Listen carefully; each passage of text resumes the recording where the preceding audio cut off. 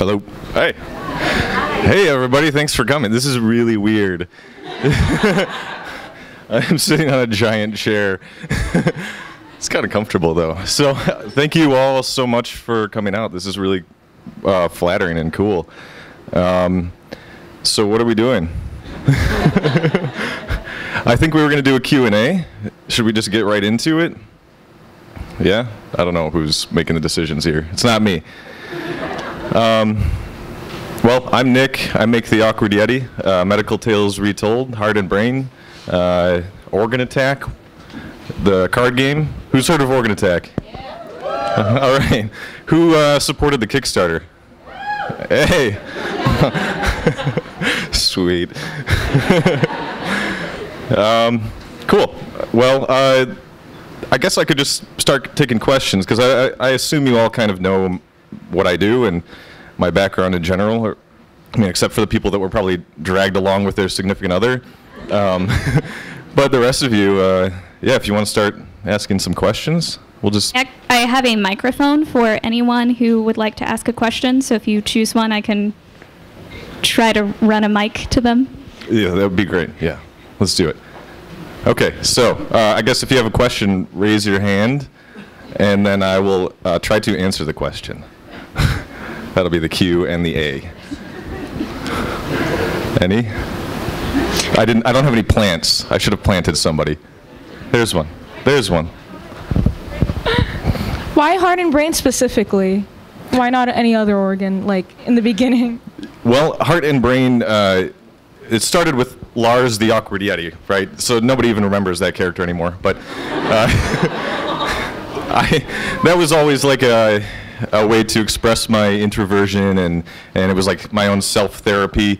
And I was inspired by the scumbag brain meme. Does anybody remember that meme? Okay, so my background was psychology, at least my bachelor's degree, so I thought this would be a perfect way to like continue on and open up that inner dialogue with the Yeti. So I introduced brain as like just something that was being contradictory and making terrible decisions, and so these were really helping me, and but it needed some balance because brain was just kind of a jerk, and I thought it was sort of a natural thing to bring in the heart from there.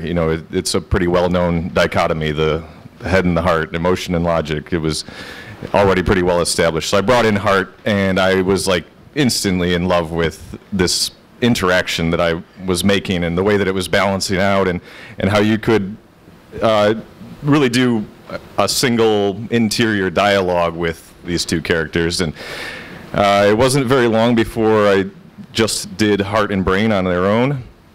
I did one comic with just the two of them, where heart was running off and wanted chocolate, wanted a whole pizza, and then brain locks heart into a cage, and and heart says, "I love cages."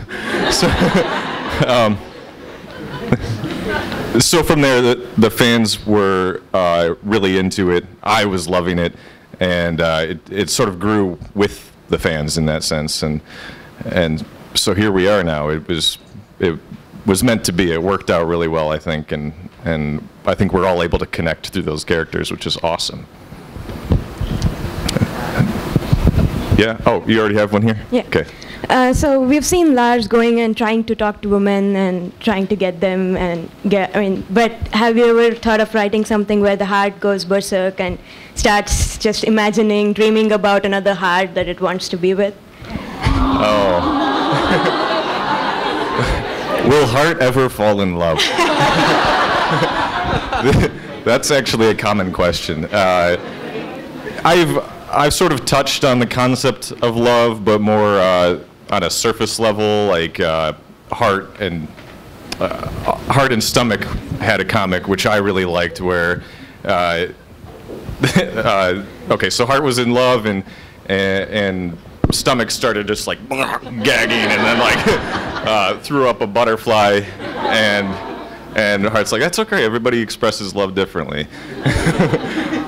So I've touched in a couple of ways that way, but as far as like having an actual relationship with another heart, we'll call it TBD. Well, I don't know. large one. Are you missing any organs? Because I was really drawn to this because I actually lost my gallbladder, and I'm needing one. I'm not missing any yet. When I do, it'll probably be bittersweet because it's going to be so much fuel, but also I'll be missing an organ. But a lot of people I know had their gallbladders taken out, including my wife, and so it was something that was starting to become funny to me, just how common it was. Like, as soon as you get a couple stones in there, it's like, well, we're going to get rid of that. So then I started feeling bad for it, and and then I wanted to make everybody else feel bad. So, good. Good. We've got one over here. Yeah. Thank you. So I'm one of those guys that my wife, she had it on her iPhone, and she'd show me pictures, and I'd be like, I'm watching TV, I don't want to be bothered. And then she dragged me to this. And I always would read them, and they'd make me bust out laughing. Thank you. But yeah, you're welcome. You you have a lot of like short bit stories throughout the whole book, and a lot of them that I've read. Are you planning on doing any kind of like a full novel, or any kind of like long version stories with it? Kind of like Calvin Hobbes, you know, like how they had like whole sections? I see what you're saying. It has definitely occurred to me. The longest form I've done so far was Medical Tales Retold, and was anybody familiar with that series? It was a really short series, but people that managed to read it really liked it. Huh. I took fan stories, so I had hundreds of submissions, and made a 25-episode series based on their stories, and I recreated their story, and in a way that sort of made fun of the story itself, but was still telling the story, had a little bit of medical accuracy, or not, and it used a lot of the same characters. So. And then lastly, I'll end with this question. So how did you, when the heart and brain kind of came to be characters, did you just started like adding the tongue, the eyes, the esophagus? Because I've only read a little bit of it, and I haven't really seen things like, who's that, the pancreas back there? And can you give me a little, expand a little bit on how you came up with some of the crazier ones? Thanks. I usually start with an affliction of some kind, which is why my card game made so much sense for me. So I would kind of go through some common afflictions, or one that interested me. Type 1 diabetes, the pancreas was just a moron, like just would not do what he needed to do. But I'll pick an affliction, and then I will create a comic with the relevant character, and that's really where the personality is developed. It's in that first comic, so I'll carry it through from there. So Gallbladder is painfully innocent in the first comic, and that just became what Gallbladder was. And I think there's a lot of room to continue with these characters, and I think you'll be seeing more of them in the future. And more of their personalities as they might be applied in decision making, and not necessarily in their medical usage. But we'll see how that goes. Hi. Hi. I like your shirt. Oh, thank you. I love giraffes. My question is, I know that since you post your stuff on the internet, you don't really have like any editor or anything that goes through it, or do you?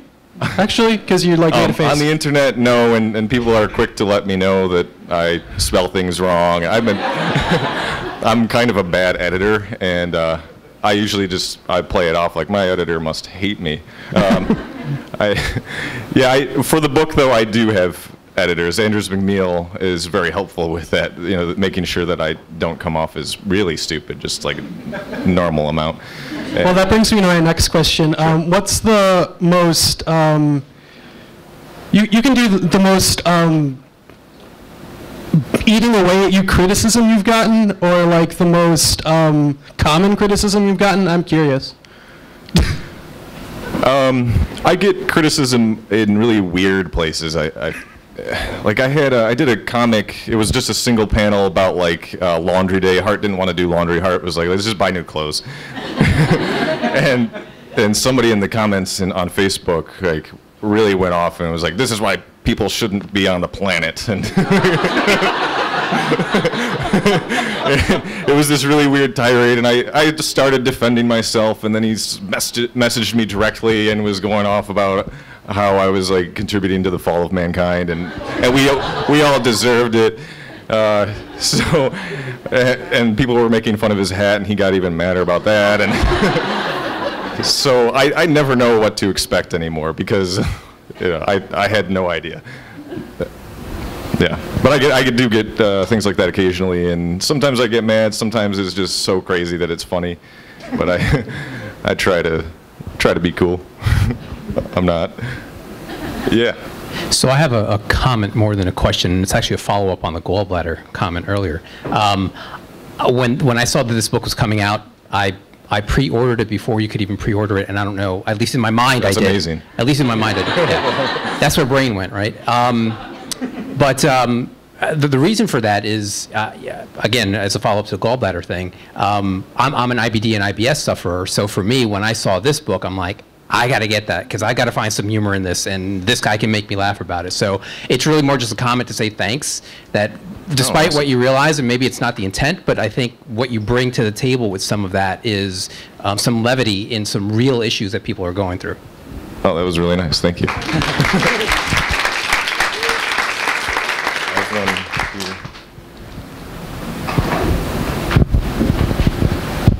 Hello. Hi. Hi. Hi. Similarly to what the gentleman just shared, I had wanted to let you know on August 9th, on my 34th birthday, I had my thyroid removed. I had thyroid cancer. And a friend of mine went to one of your book signings in Boston, and she got the book signed for me, and she mentioned that I had just had my thyroid out, and you signed it with a little picture of the king thyroid on it. And it was a really crappy birthday and a really crappy month, and I just wanted to say thanks for adding some levity to the moment. That's really sweet. Thank you. I remember doing that, so it's nice to see you in person. There you are. Hi. One back there. Which one? Just behind the pillar there. I'm glad you saw me. Best seat in the house. Yes. My 10-year-old niece hates me right now, by the way. She's a huge fan of Heart and Brain to the point where, like, she'll be in certain situations and she'll be like, oh, this makes me think of Heart said this and Brain did this. So that's cool. She's really jealous. But just kind of piggybacking on some of the comments about the other organ systems that you've brought into play here, and I'm sure you get a lot of requests for other organ systems. Yep. Myself, I'm partial to the white blood cells because I'm an ID doc. Is there any plans to bring in any other organs or any other cell lines or anything? Always thinking about it. Yeah, I'm sure I'll keep bringing in more organs. I might even get a little bit more micro level. We'll see. But I think simple answer, yes. I'll be bringing in more. One behind you, one over there. Hi. Hi. What? Has the thought come up to you, like, of taking these guys to the next level and maybe taking them into the form of animation? Has that ever piqued your interest? Yes, it piques my interest very much. It is something I'm exploring. Yeah. Pixar. Go directly to Pixar. Oh, we just got a bunch of questions here. There's 3. Is it really hot in here? Okay. Glad it's not just me. We turned them all on. Oh, okay. Hi. Hi. I was just wondering, do you draw your inspiration more from like personal experience and things that are important to you, or is it a lot of like universal things that everyone can relate to, like not wanting to exercise? Yeah, it's a big mix. A lot of them are personal. It might be my own decision-making process. You know, like what's the logical answer? What's the emotional answer? And what do I want to do? What's the right way to do it? Or what's the balance between the two? But a lot of times it is like a universal thought process that I observe. You know, a lot of times brain is reflecting just thoughts that I'm observing. You know, not necessarily on a side that I agree with or disagree with. It's just an observation. So that's because of that, I always find it interesting when people infer my opinion from the comics, because I've never really put my personal opinion directly into them. It's more about the decision process in general, thought process in general. Hi, I was just wondering, I'm curious about your backstory. Like, are you still a graphics designer, or have you transitioned from graphics design to this full time? And where do you? I mean, I'm all in full time in this. Yep. No longer a graphic designer, and no desire to really ever do that again. Okay. How did this get started, and how did it become profitable? That is a huge question. That's a long process. I had about a decade in the corporate world, and being a graphic designer, art director, creative director, and I witnessed some really bad business being done, and it helped me weed out a lot of things to avoid doing. And I took that experience and combined it with my art and my desperation to leave my job, and and just kind of experimented a lot of trial and error, a lot of failures of how I could make money, and merchandising ended up being like the big thing for me, at which luckily the characters, they translate so well to these products, and so I'm able to make things that I'm not just selling because I'm trying to make money. It's something that I'm like, I love these things, like the plushes. I love the plushes. Like I don't make them just for the money. It's like I've always really been into like the idea of having toys and stuff based on my characters. So yeah, it's a combination of luck, hard work, failing. So much bigger answer that I could maybe go into someday, but and getting the right people to help. Yeah. You know. So I know you started with Brain and then went into Heart and then added I'm assuming all the other characters fell into place. Yeah. Do you have a bunch of medical buddies that keep you in check, or do you have that kind of experience? My audience keeps me in check always. Even when they're wrong and I'm right, they'll still argue it sometimes. So I've learned to just research a lot more and make sure I'm looking at multiple sources. I don't just go to Wikipedia and make a comic. I go to several sources, read a journal or something, and make sure that everything matches up. There are a lot of things where people believe that it works this way, but the new science is that it works this way, and sometimes I'll get a message that says, like, that's wrong, it's this now. And, that helps keep me in check. But there have been a couple times when I used, like, my sister-in-law's a doctor, so I've, like, for the game, I had her review all the cards, make sure that they made sense, they were medically accurate. She had a few changes that I'd missed, which was great because people would definitely let me know. So, right there, there.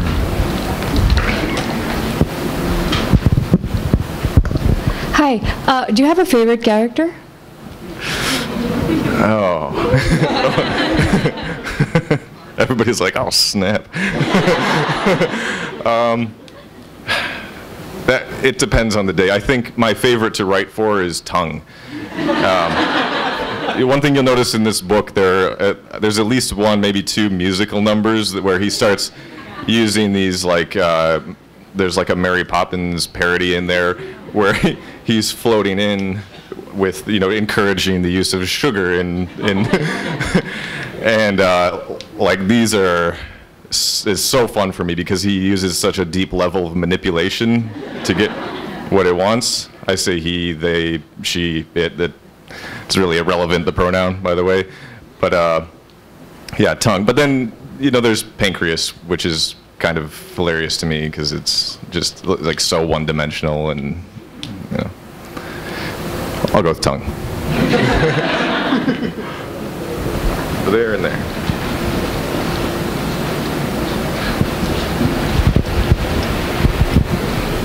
So I share your hatred for corporate America, being in marketing myself. But okay. I really relate to a lot of the cartoons about work. I just think they're phenomenal. But getting to my question, I would love to know, is there a story behind the butterfly? I love his connection to Heart. I love how he just like soars him off, and he's such a great accent piece to the cartoons. He really adds like another layer. I just wondered if there was a story behind him. Oh. Hey, look at that. Let's get this party started.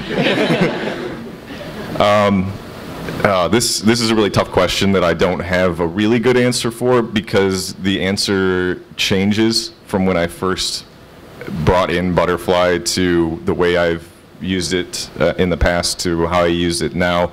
I like to leave it open to fan interpretation, really, and some people say it's like represents, you know, whimsy or just like adventure or whatever, but I guess in my head I've thought of it as the unknown. So I know that's kind of heavy for such a simple, like, whatever character that's just like, I draw this in every comic because it's the thing I always do.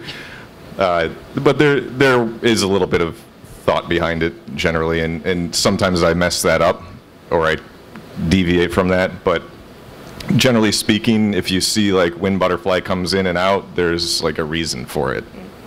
Generally speaking, with me, my attention to details isn't very good, so there are always going to be mistakes with that theory. But there you go. There. I just wanted to ask: are your children familiar with the characters, and do they have a favorite character? My children? Yeah. Yeah. They are definitely familiar. They see the plushes. They come into my office. They want every product that's in there, even the badge reels. They're like, it does this. I have to have it, and then they all have to have it. I have 3 kids, in case you didn't know. Why would you? But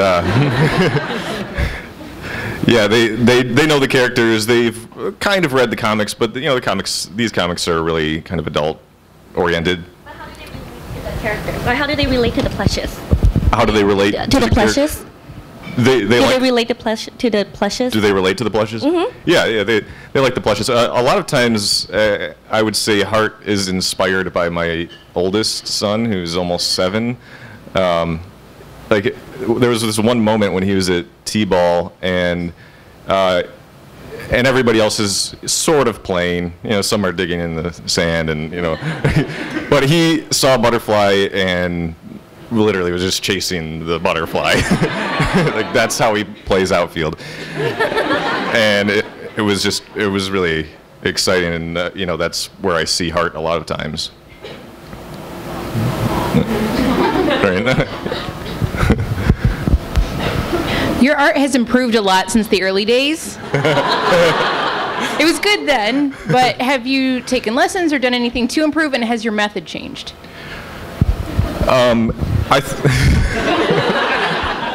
Thanks. I think it was a matter of deciding what process I wanted to use and developing the characters, because the first time you draw a character, you don't really know where it's going. It's just like, I guess I want to do a brain, so it looks kind of like this, and it doesn't have eyes, that's fine, and then now that's just what it is, and then I get, after doing it 1,000 times, I have the stroke to make the brain, and, like, a certain way I draw the heart, and, it starts becoming more consistent. So it has definitely improved. I've never been a great artist, but really with character work, I think it's a matter of just doing it over and over and over again. And there was one point when I first made the heart plush, the original heart plush, I was like, I think I want the valves to be different so that they're like kind of roughly in a, like an area that sort of makes sense. And then the next comic I did, I just like redrew it to match the plush, and nobody ever noticed that, which I thought was really cool. Lucky.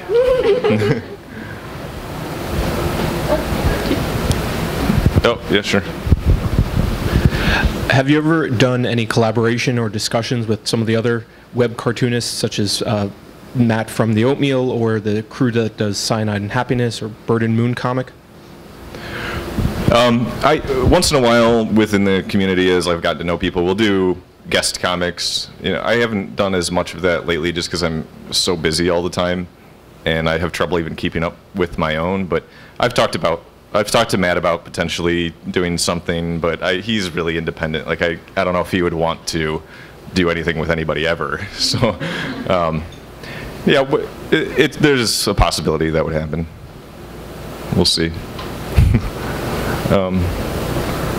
We have another one back there.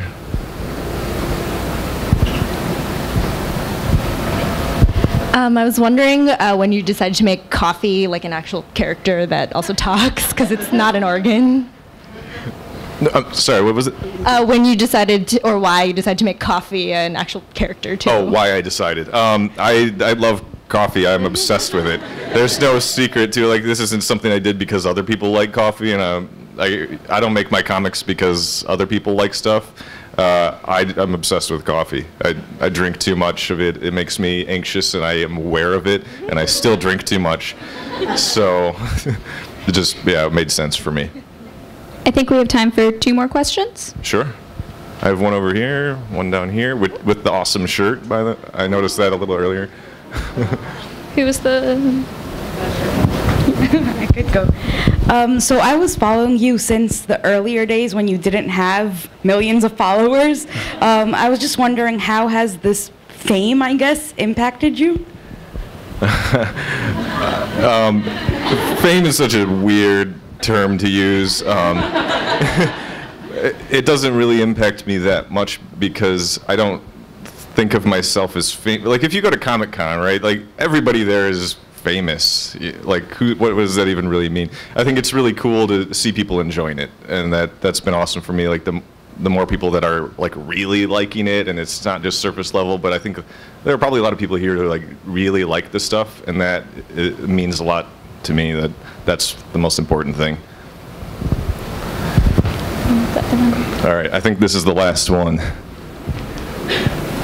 Better be a great question. Do you have a strip that you're like most proud of, or one that, I don't know, you just look back on, you think that really meant a lot? That meant a lot. I think there are a lot that mean a lot. I guess I could answer a couple different ways. There's my favorite in terms of what I thought was really funny, and that's an easier answer. So I'll say I really liked the first Bat Heart comic, when Heart's in the grocery store, Brain says, "Can you just get a can of soup?" and then Heart's like, "Okay, 1 can, 2 can, Space Jam, Batman," and just wandering around, and then comes back as Batman and says, "Gotham needs me." Right? So the intro of Bat Heart, and that's another thing where I actually do really like Batman. It's not, when you see these kinds of things in there, it's not because other people like Batman, it's because I do. So you just get what you get. That's probably one of my favorites because it was really funny to me, and it was really funny to a lot of the audience, and that's like the sweet spot, when we're all on the same page. Because there are sometimes I put out a comic and I'm like, I don't know, and then the audience really likes it, or vice versa, where I love it and then nobody else likes it. And but when you can sync that up together, I would say that is very meaningful to me. Connecting with the fans is meaningful. I think that was it. So, so thanks for all that. Good questions.